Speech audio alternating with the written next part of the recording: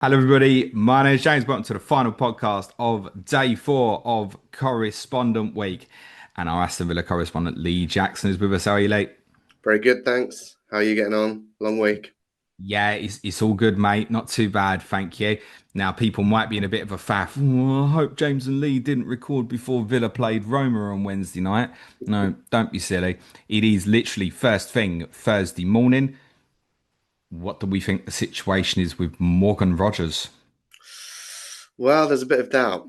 So, for anyone that's not up to speed, yeah, we played Roma Wednesday evening, and Rogers didn't start. He was on the bench.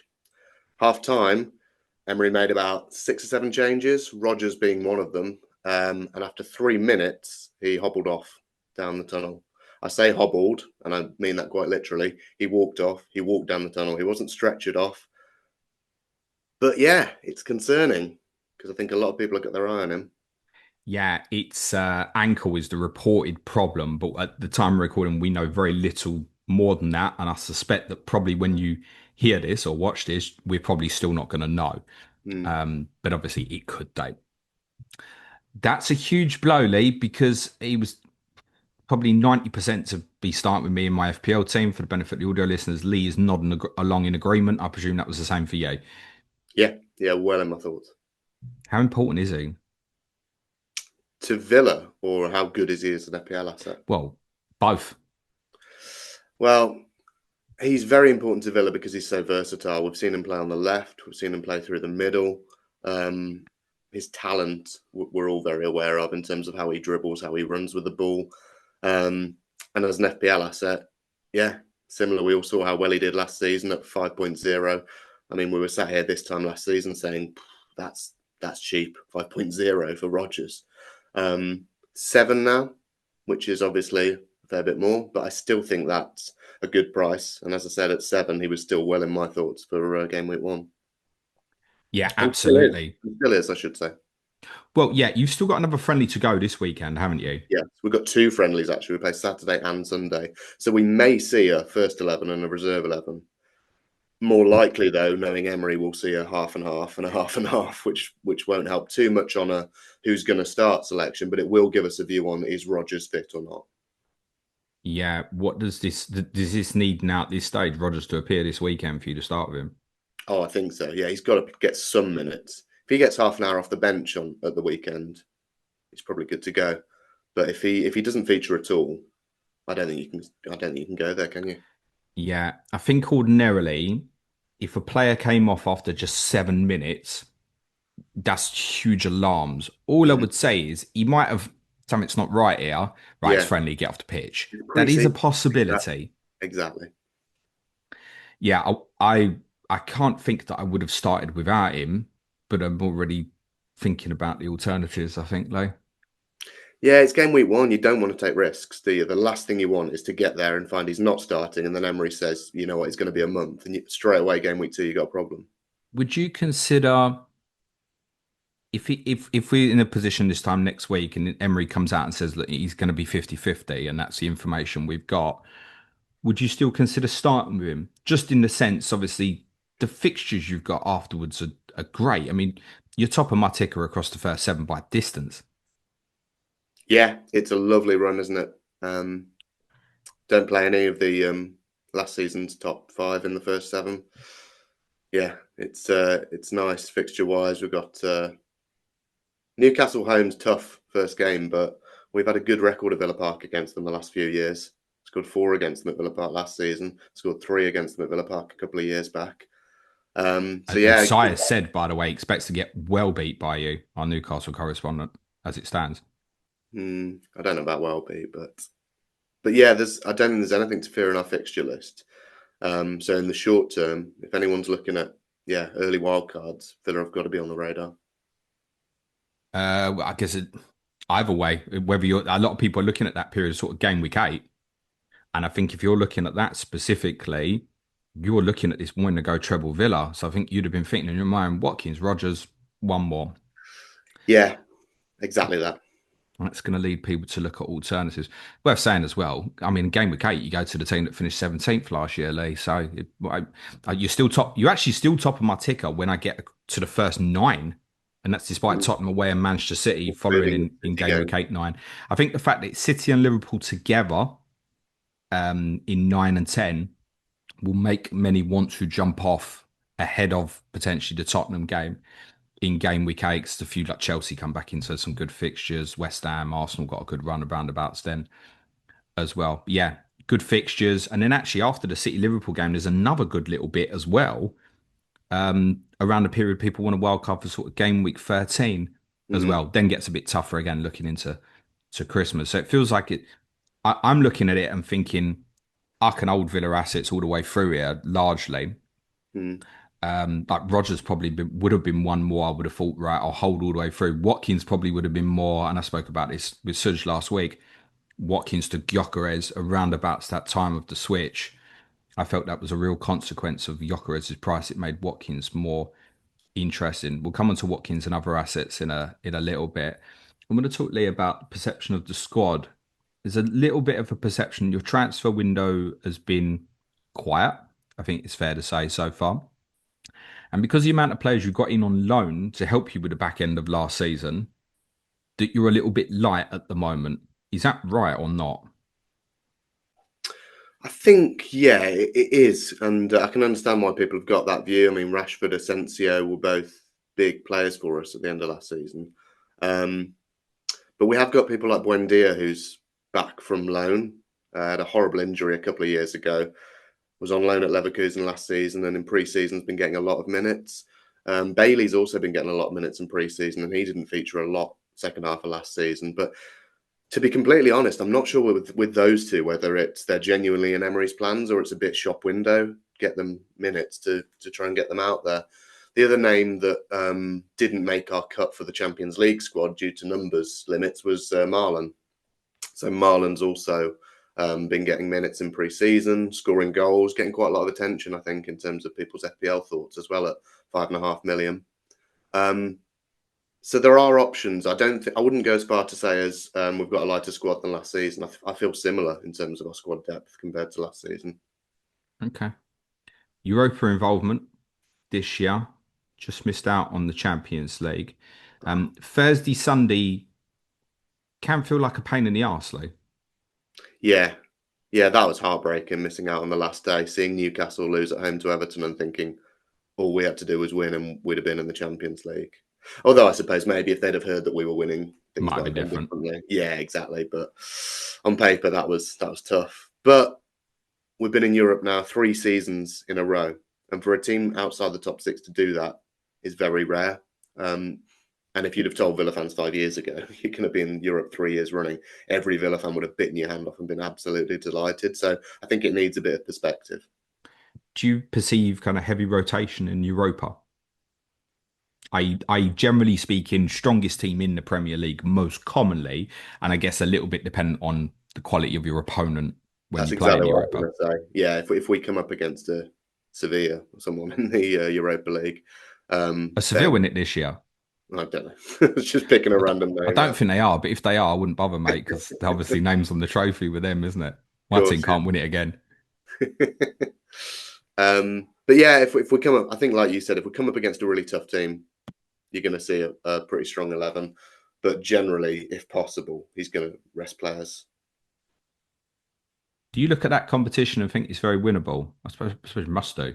Yeah, I think so. I mean, I'm 33 years old and we've never won a trophy that I can remember. So, no, I don't see us winning a trophy. But yeah, you have to sit back objectively on paper and go, yeah, we've got to be in the top 5 teams when the bookies odds come out for Europa League, I would have thought. Does that, I'm just thinking of what happened last year with Tottenham, Newcastle, even Palace ending the first major trophy in their history. Does that play on more now? Would it be even, and it kind of, you and Everton are kind of the biggest ones now. It's been probably Leeds as well, but Leeds been out the top division for so long that like the pressures begin of it's been how long, Lee? We're coming up to 30 years, aren't we? Yeah, 30 years next year. That's mad. Yeah, and it does massively. I think I said to you when I was on a podcast just after Newcastle won the Carabao Cup, you said, "Are you happy to see them win it?" And I went, "No, I'm sick with jealousy. I'm not going to lie. Like, yeah, I really want Villa to win." And seeing all these other teams lift trophies, it does make you think, "Shit, when's it going to be our turn?" Yeah, no, I get that. Competition's very winnable. I think that from my experience in it last year, you do want to finish in that top eight. It becomes more of an importance than you think it is, I think, because if you're doing well, if you say you're still in the League Cup as well, you're fighting for top four, you do look at having those 2, 3 midweeks in January or in February, sorry, as a real favour. Because Yeah, otherwise, you just feel like you're playing Thursday, Sunday for the whole of the second half of the season, basically. yeah. You'll be in the running for Champions League qualification again, won't you? I hope so. I hope so. But I mean, Spurs and United aren't going to be any worse than last season. They're going to be back up there, especially looking at the money United have spent. I think they could do really well. So it's always going to be tough. But yeah, hopefully we'll still be up in the running for Champions League. Okay. Does this Rodgers doubt at the time of recording make Watkins even more of a shoo-in for you? And do you think that will be a consequence for others as well? Short answer, yes. Yeah, I think you know what you're getting with Watkins, don't you? He's got lots of routes to points. He always gets plenty of assists and goals. And with that fixture run at the start, like you said earlier on, you're kind of tempted to think you want triple Villa. And there's no way that you're going to pick 3 Villa assets and not have Watkins in there. Um, I think his price is fair based on what we've seen from him the last few years at 9 million. Um, and he could be on penalties as well. Oh, come So on. last season, Rashford and Asensio were sharing them second half of the season. At the time of recording, neither of them are coming back, although there have been rumours that we might be back in for Asensio if he can't find a home. If Asensio did come in, by the way, just to caveat that, he would be on pens, I think. But as it stands right now, I think Watkins would be taking our penalties. Over Tielemans. Tielemans took one last season and missed it. After that, Watkins took 3, scored 2, missed 1. I love the excitement about the idea of Watkins on penalties. He's shit at them, mate. I know, I know. Sorry. Don't let it be misconstrued. There's not excitement for Watkins to be on penalties. As a Villa fan, I'm hoping Luca Dean's going to step up and it turns out he can take a brilliant penalty. There's certain players who you can own in fantasy. It's interesting. Certain players you can own in fantasy. I think Bruno Fernandes feels like one off the top of your head. You're very, very confident if he steps up Yeah, that he's going to put it away. I'd be nervous as hell owning Watkins if he had a penalty. I me almost too. don't want him to have them. Yeah, I'd be dreading it. I mean, his record across his whole career is about 50-50 in terms of penalties scored. He's not a good penalty taker. I don't think he should be taking them. But based on what we saw last season, after Tielemans missed one, Watkins went on to them. So he Uh, might uh, be. am I right in saying Tielemans' penalty miss was against Palace? You're Henderson, absolutely. 2-2 draw at home. Yeah, it might have been.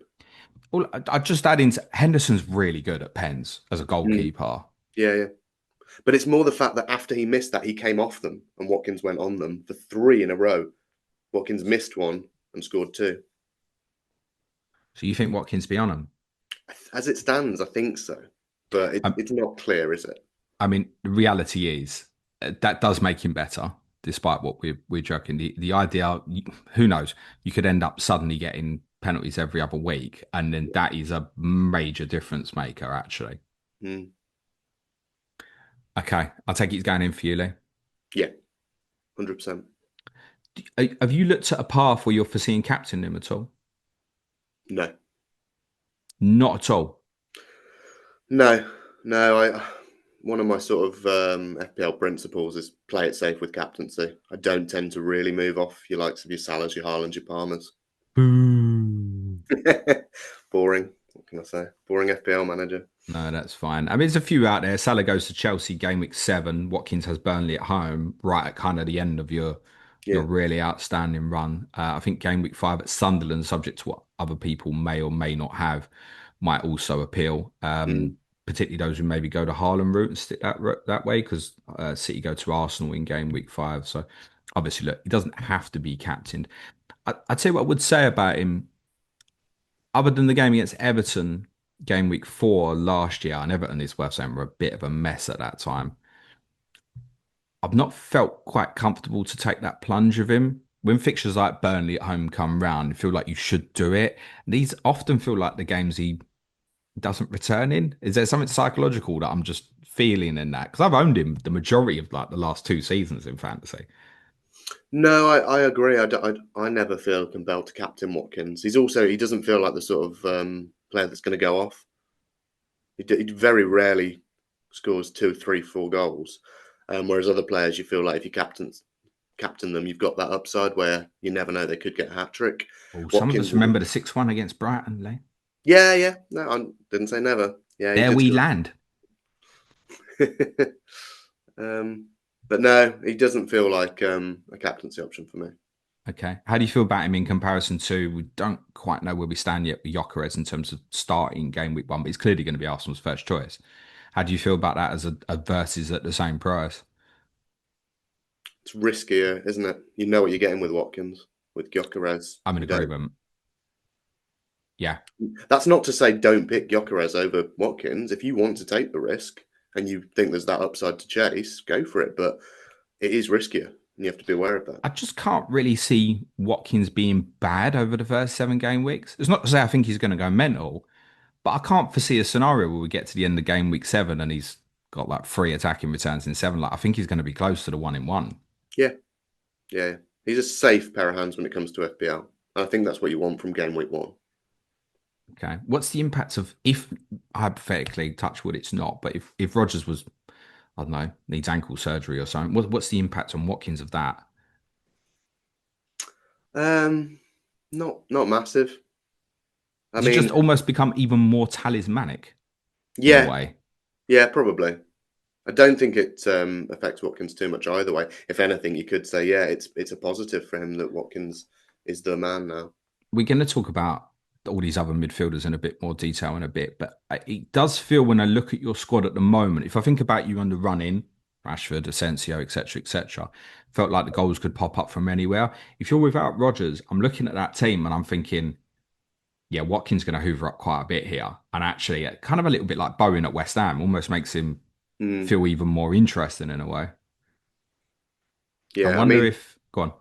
the supply line for Watkins, it's not always Rogers that's creating and assisting. So yeah, like you say, I don't think Rogers not being there dampens Watkins' appeal in terms of we won't get the service. Tielemans is the one that more often than not is the one that's sliding the ball through to Watkins. Yeah, it's not so much a service issue. It's more don't want to leave Rodgers in space. Yeah, I get that. So it draws people's attentions because you know that he's got even in a 1v1, you can have a really good defender against him and he's got even the physicality element to just push people away. Yeah, So I think it's more a spatial thing that might be more of an issue. Could Evan Guessand bridge some of the problem here? Because we kind of long suspected you wanted to buy a right winger. First and foremost, is that what he is? not sure. From what I've read, he's played right, he's played left, he's played through the middle, which doesn't help particularly. But I think that does tell you he's an Emery sort of signing, similar to Rodgers, similar to McGinn, similar to Tielemans, multiple positions that he can play across that front line. Versatile player is what I've seen. Okay, how close are we, time recording Thursday morning, to a deal being done here with Nice? It will get announced today, is my Oh, right. understanding. So you think by the time this podcast is out in the evening, it's going to be official? Yeah, This is potentially a really last minute FPL asset here, isn't it? Especially if there's no Rodgers. yeah, yeah. But I think it's a watch and wait. You can't go launching into him having had no preseason with us game week 1. I don't know. You got 2 games at the weekend. That's not that again. That's not going to help from the indication of whether he'd start or not in game week 1. But if he plays at the weekend and he puts in a great performance, maybe you just run with it, mate. It's only 1 game a week. It's worth saying. It's only 1 game a week at the start. Yeah, yeah, I get that. He won't be in my FPL team game week 1, I can tell you that. But I think that's that's kind of the difference between me and you as FPL managers, that you like a little risk, I think, whereas I'm very cautious and very safe. I don't know. I like one or two. I don't like 10 of them. But Yeah, I yeah. look. I think that if he drops in at, he can't really drop in much more than 6-5, can he? I I was gonna think he seven can't was on come the in more high. than Rogers or the same as Rogers. The other question is he going to be a mid or a forward? If he's a mid, that's obviously a boost. Oh, if it's a forward, it's a no go. Yeah. Really. Midfielder though, yeah, maybe. He would have to do something ridiculous at the weekend though. I think to Hmm.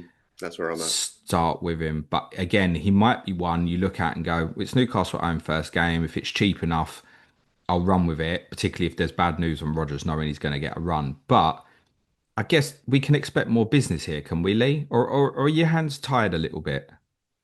I don't think the hands are tied. If you'd have said to me a week ago, do you think you're going to have more signings? I'd have said, yeah, probably. But now that, well, at the time of recording, hopefully, now that Guessand's in, that could be it, I think. I wouldn't be surprised if we're done. So you think that could be window done after Guessand? Possibly, yeah. I feel like there's been rumours all summer, hasn't there, that we're going to lose a big player and we're going to have to sell. And we did that jiggery pokery with the women's team that saved us from a PSR issue. But we haven't lost Martinez, or Watkins, or Rodgers. All these players that were rumoured to be leaving, they've all ended up staying. So Will touch they? wood, touch wood. Well, you Exactly. know, what happens if, again, this is time of recording, a desperate Newcastle go there 60 million for Watkins? What happens here? I think he probably goes. Yeah. I think the way Villa's model seems to operate from a recruitment point of view and a selling point of view is that every player has their price. My understanding is that when these teams came in and Man United said we're interested in Watkins, it was very simple: 60 million. If you want him, there's the price. Is that the quoted price as I well? believe so, yeah. And they went, no, we're not paying that. Um, and I think that's the same for every player. I think when Forest were in for Ramsey, we said 50 million, you can have him, and they went, no, that's too much. I don't think Villa would not sell any player if the right offer comes in. I think that's how we operate now. Yeah, I think that comes as a little bit of a caution to Villa assets. Um, I don't think there's too many concerns defensively. I was reading last night, it sounds like even Luca Dean's going to sign a new contract. So Yes, pretty set defensively, or do you still want another right back? I would love us to sign a right back. It feels like you've got one in Garcia, but I don't know if people are taking to him, you're shaking your head for the benefit of the audio listeners. Yeah, I don't think he's ready. From what we've seen, it doesn't seem to be quite there yet. But for years, Nedekovic went on loan, didn't he? Right, so yes, yeah, he did. He's not in the picture. He's not been at in pre-season. Um, but yeah, for the last couple of years, we've been saying we need a right back. Like that is the area.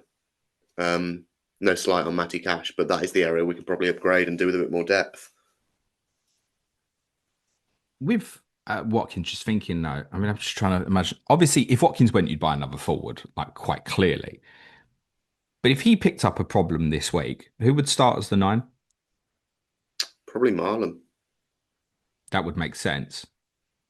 And then that would really, really, really, yeah, at that point, I'd have to go there as well, I think. Yeah, 100%. Before we talk Marlon, the other 5.5 mids, I guess one conditioning that will happen of this Rodgers doubt is more interest in Tielemans. And I've seen a few people kind of call in that Tielemans would be worth the 1 million saving in any case. There's a little potential with Defcons. I described him to you as maybe Fernandez light before we started. You're saying probably not the Pens though. What do you think about Tielemans as an option at this moment? Yeah, on your point around Pens, it could be Pens though. I'm not saying Watkins is definitely the taker. I believe Watkins is the taker, but Tielemans is certainly in the mix. We saw him take one last season, like you say, and it was saved. But yeah, 6 million feels fair for Tielemans. If it had been 5.5, I think that would have been more interesting. But six is it's fair. I don't think it's a great price. I don't think it's a bad price. 7 assists last season, 3 goals. Not bad for a 6 million asset. The Rodgers prognosis really interests me. That's what will interest me in terms of Tielemans here, because if it's right, Rodgers is out for 2 months, Mm, then you're not buying direct replacement because you obviously don't, and there's no chance of Rodgers leaving obviously at that point either if there was a stupid bid or anything. I don't think. But as a consequence, could we see like Anana and Kamara and then Tielemans in front of that? 100%. Yeah, we saw that last season quite a bit where Tielemans would occasionally end up playing that 10 behind Watkins. And in that position, he's golden for assists. Yeah, if I felt he was going to play 10 regularly, I'd be interested. I think Yeah, it needs that for me. I think there's a little bit of a danger here. It's not to put anybody off Villa assets because those fixtures at the start are great and you could just hit the right one. but I do think there is an element here of pushing a Villa narrative very understandably because the fixtures are great, rather than is that the right player for that price, that structure, etc., etc. Yeah, if True. Tielemans going to play high, I'm very interested. Otherwise, probably a no for me. Let's talk these 5.5s. Let's Yep. start with Marlon because it's gaining some traction, I think it's fair to say. Yeah. Yeah. At time of recording, he's still low in terms of ownership, but it seems to be getting a lot of buzz on the community. He scored again last night, so I think that's 3 or 4 now in pre-season goal contributions. And with no Rashford, no Asensio, it seems like that sort of slot leads to Marlon being far more involved than he was in the second half of last season. It's worth saying as well, last season, every time he got on the pitch, he looked great. Looks like a real handful. He had a few goal contributions last season from the bench, and he didn't have many minutes in the Premier League last season. No, and you said earlier, right, he was left out the Champions League squad. Correct, yeah. And So we yet, had a limit on numbers, and he was the one, unfortunately, that didn't make the cut. and yet, didn't even reach 300 minutes. Yeah, yeah. And this was the thing we discussed at the end of last season is because Marlon's not in the Champions League squad, does that make him more appealing and more likely to start in the Premier League? And as it transpired, no, not really. He still didn't start in the Premier League. The only thing I'd say about that, it felt like there were games right at the end. I'm thinking of like Fulham at home, where Watkins got took off quite early, if I remember correctly, and like with 25 minutes to go, and Marlon played up front. Mm. Um, does that make him worthwhile? Is that how Emery sees him at the moment as first choice backup for Watkins, or does he see him as a like a wide forward? I think based on where he's been playing in pre-season, he's been playing with Watkins, not instead of Watkins. So it's been So, wide well, like a forward. 10 or just right up top together? Um, no, not up top together, either wide or in the number 10 position. He's played both in pre-season. You tempted? Yeah, I am. If Rogers is out, definitely. Because the way I see it is that if Rogers is fit, obviously he starts. If Watkins is fit, obviously he starts. Tielemans, Kamara, and probably McGinn, I think, starting midfield. That leaves one attacking slot then for Ramsey or Marlon or Buendia or Bailey.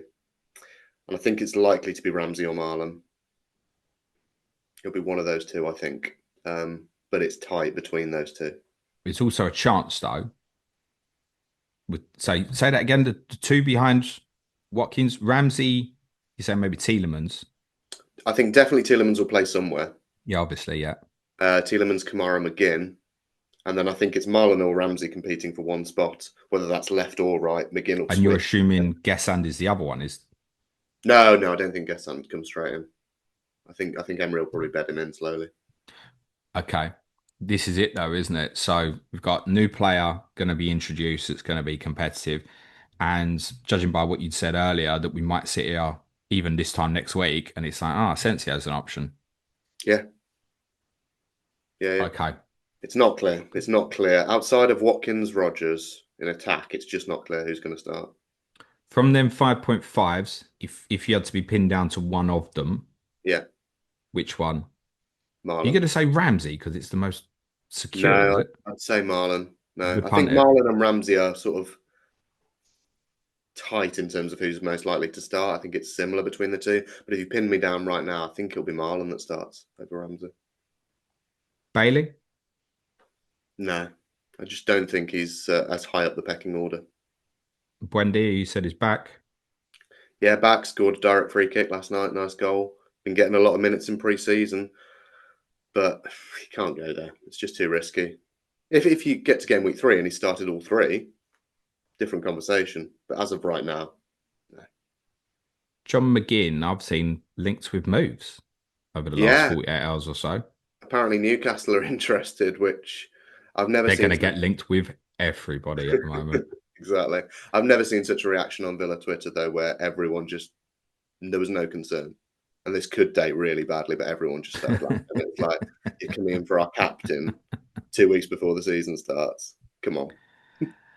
Okay. How do you feel? on at this moment, I know obviously the Rodgers information is unconfirmed. Tielemans versus Marlon.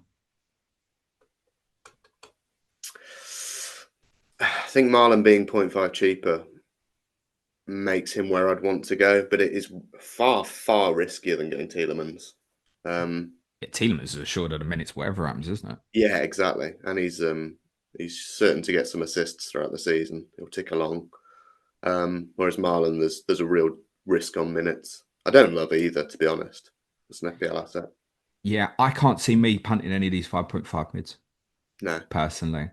I would more likely end up with Tielemans, I think, if it was to be Mm. the circumstance. I don't think I'm going to end up there either, to be honest.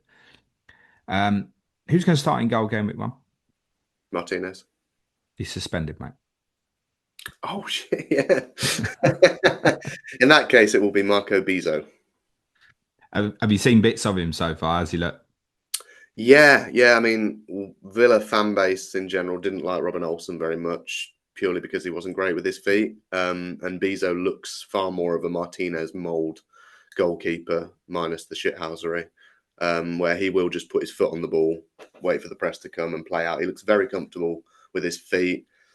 Jury's out a bit on his ability in terms of actually shot stopping and handling. I haven't seen loads. He hasn't been tested that much in pre-season in terms of that side of his game. But yeah, he'll start game week 1. Who'll start in goal game week 2, Lee? Martinez. He's suspended. No, he's not. It's only a 1 game suspension. Right. So, what was this at the end of the season, mate? After the Tottenham game week 37, walking off the pitch crying and stuff. Well, what's something's something's happened, but not happened, if that makes sense. Yeah, I think we sometimes in football we like to be quite black and white, and we see someone burst into tears and we go, "Oh, he's leaving." And I think it's not that simple. I think he knew there was a chance he could be leaving, which is probably why he was so emotional. He was Yeah. preparing himself for the worst. That's my personal take on it. Could be complete nonsense, but that's how I saw it, is that he was in tears because he thought he might be leaving. And then actually it's got to the transfer window and he's ended up staying. I mean, there's a joke there about he should have been jumping hoops or something, but I suppose it depends where he thought he was going to go, right? And Manchester United was mentioned quite a lot. Mm. I take it at this stage, you think he's staying? Yeah, I think so. Okay. Defenders. This is interesting. Again, primarily Is it? because of the fixtures, we want to look.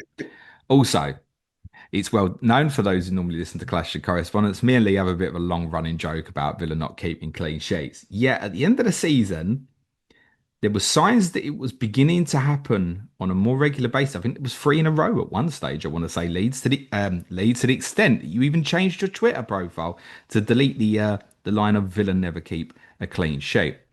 Mm. None of them are priced over 4.5. Newcastle, in comparison, have basically none lower than 5. Mm.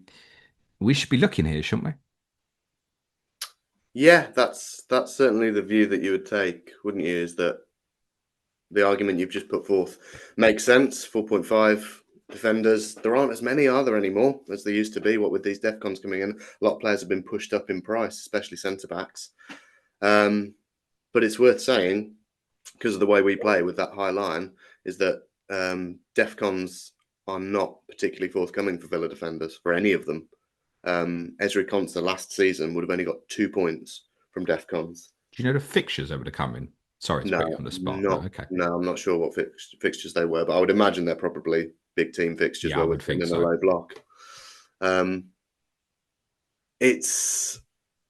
I don't think there's anything wrong with going for Konsa, but you need to prepare yourself that if you're sitting with him in your team next to someone else who's going to be getting DEFCONs every week, you're going to start to feel very frustrated if we don't keep clean sheets, because he's going to be sitting with 2 points, not 4. And I don't love it. Outside of Konsa's the one that's obviously getting all the attention on Twitter. We don't know if Mings or Torres is going to be partnering him, so you can't go there. We don't know if Dean or Matt's his first choice, so you can't really go there. And at right back, you've got Cash, who's fine, but he doesn't get that many attacking returns. I was surprised how low they were actually when I came to look at the numbers for last season. It always feels like Cash is quite an attacking fullback, but it never actually really translates into goals and assists, except for that 1 week we'll remember a couple of years ago where he scored a brace and everyone on FPL Twitter went mental. Yes, in a double game week. Yeah. But since then, in the 3 seasons since then, there's been 8 attacking returns across 3 seasons and Yeah, 67 starts. can't bank on that, can you? No, but then at the same time, it's not like Conser don't get many either, mate. Right? No, and He over and the that same period, he's got 4 attacking returns over 100 starts. and that's kind of where I'm landing on needing to update my bio again. Don't buy Villa defenders. But it still works though, doesn't it? In the sense, I think despite your fixtures, I wouldn't be getting one in here to start every week. Hmm. But there are certain weeks you look at, as an example, Chelsea Liverpool playing each other in game week 7. You've got Burnley at home, so you could easily see someone there with like a Colwell and a Van Dijk, feeling a little bit uncomfortable maybe. You see Conser sitting there on your bench as a 4.5 backup, Burnley at home. You still want to play it, don't you? I understand the rule changes, obviously, but that's still the same principle of, well, it's Burnley at home. I maybe fancy myself for a clean sheet and the chances there of the 15 pointer or so. Yeah, I get that, but do you want to pick a player for one game week that's 7 game weeks away? No, no, no. I wouldn't only get used for the 1 game week, mate. I think the thing is, though, at 4.5, what are you buying for? Now, it's an interesting debate here, say about we won't go down the route, but Wan-Bissaka Diouf, right? At Yeah, West Ham's quite a hot debate at the moment. But whichever one of them you go for, you ain't playing every week. no, no. I just think Unlikely, anyway. my thoughts for this season with the rule changes and DEFCON personally is I think DEFCON points are going to be really important, and think we're going to sit here this time next year and it's going to be far more in our thinking than maybe we anticipate at the moment. And players like Konsa just slide down that priority list when you've got other defenders that are going to be getting 4 points every week. So, just out of interest, what defenders do you like at 4.5? Um, I'm going to be honest and say I haven't planned my team out Lee, massively. stop bullshitting. You are the Planet FPL Correspondent Mini League champion. Thank you. There you go, I said it. But there's no rush. I So don't much know can change how. in the next I week. really don't know how, but anyway, carry on. What was my rank? Can you remember? It's very good, yeah. I Thank think it you. dropped a bit towards the end. Continue. um, yeah, I just think other 4.5 defenders that are going to pick up that DEFCON, Wan-Bissaka you mentioned, um, or even paying that extra and getting in a 5 million defender that Yeah, you but know. I asked specifically about 4.5s. I don't think anyone's building their team and going concert and then like picking the other defenders. But I keep landing and going, right, I need a 4.5 defender. And this is on top of probably one of the 2 West Ham players. And again, because of the fixtures, it does draw in. So for me, looking at, say, wildcard game week 13, it's not just Burnley at home in 7. There are other fixtures at the start and also, Yeah, again, sort of 10, 11, 12, right? Or 11, 12. yeah, yeah. I mean, at 4.5, I'm not going to yeah. piss about with it, am I? It's No, just going no. to sit I there. hear what you're saying. I mean, Van der Ven, he'll get more DEFCONs than Consa, won't he? I Yeah, know the thing. there's a problem with Mickey, and it's fitness, and I don't know for some of the easier games if he even gets rotated a bit this year. We'll Mm, discuss that with Ricky. Spoiler. yeah. But maybe listen, I might be starting with double Tottenham defence, Lee, and it might not be Vicky Van der Ven, might not be either of them. That's not going to be good for your heart, is it? Double Tottenham No, defense. no, I've just sold episode 19 here, haven't I? I think it probably is Contra over Cash. Yeah, I agree. I think so, and I think it's okay to go there. Yeah, It's a bit shit. yeah. It's a bit boring, and you're not going to get DEFCON points. Yeah, Agreed. it's the wanting to invest in you and your fixtures rather than a player. Very similar to a conversation I had with Gary Mantle last night about like Levi Colwell, for example, at 0.5 more. There's more Mm. reliability in Chelsea defensively, I think, than yourselves. But ultimately, Conser's probably going to return very similar to how he did last year. But Hmm. it doesn't mean when you use him at the right times, you can't get, say, what people had the 15 pointer against Tottenham in game week 37 last year. That is But such I wouldn't want to be playing him every week. He scored, I'm just looking, 3 goals in the last 3 seasons. So to catch him on that 15 pointer, It's I don't think unlikely. people realise how lucky they were. No, but you could still look at rotations. You go, right, he's Burnley at home. I'm going to target him for the clean sheet. Yeah, yeah, Okay, right. I get that. I don't like him in other weeks, I'm going to go Wan-Bissaka, example. Yeah, More chance of DEFCON in other fixtures. agree. Like West Ham, for example, also that week go to Arsenal. Mm, yeah, yeah, I agree. If you can rotate him and you want to play him for a clean sheet, that's fine. Forget about that 15 pointer there. Okay. Anything else from the squad we should be looking at here, Lee? Just a quick roundup. There are a few 4.0s in there, like Alex Moreno's come back to the club. Seems like there's no minutes there or anything, is there? No, no, he won't be in. What about Bogard? Yeah, he's been getting a lot of minutes in pre-season. Still young, and he's very versatile. We've seen him play right back, centre back, defensive mid. Um, but as we've said earlier on, our players don't really get DEFCON points because of the way Villa set up. So, and he's certainly not going to get any attacking returns. Okay. And just quickly, any love for Anana or Kamara at 5? If you were going to go there, it'd be Kamara. Kamara's first choice. Doesn't get many yellow cards, and he's okay for DEFCONs. And there's not that much at 5 million. So if you wanted someone that's your 12th man, first sub, that you know is going to probably get 4 points regularly, or 2 points as a worst case, yeah, it's not a bad option. Don't hate Kamara if that's your budget, 5 million.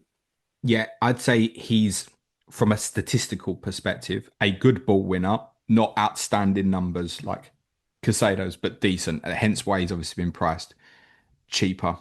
Go on Totally. then. As it stands, predict the game week 1 lineup. Firstly, assuming Rogers is fit.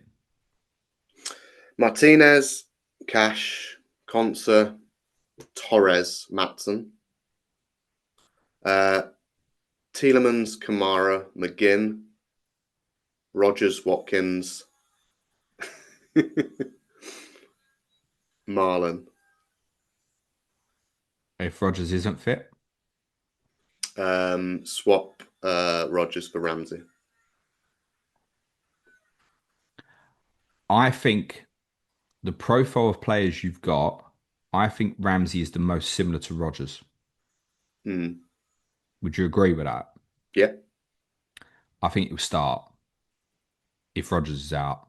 yeah, I do. Definitely. That would be, I'd be really surprised that wasn't the case. Totally get Marlon maybe if Rogers is available. Yeah, there's a risk element here. Okay. Thank you, Lee. Where do you think you finish? It's tough. I'm going to say sixth again. Who do you think finish 5th? Um, Man United. I don't disagree. Good luck for the season, my friend. Particularly in the Europa. I hope you get to have the sort of night that I had. Anything you want to plug before we finish? No, if you've got any FPL Villa stuff and you want to hit me up on Twitter, though, feel free. It's Lee_Jackson_92. And of course, make sure if you haven't, subscribe to the Planet FPL Patreon. You get loads of awesome podcasts every week and a lovely Slack community.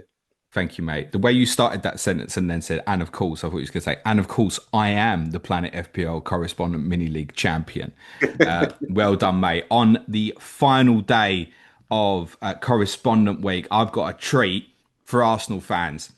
You're first in the schedule. Adam Pritchard is up talking about Arsenal. Then we've got Sam Murray on Brighton, Super Ricky Saunders on Tottenham Hotspur, and we will be concluding the week with Spencer Barrowman on Sunderland. Lee, good luck for the season. Thanks, pal. Be nice to each other, everyone. Cue music, please, man child.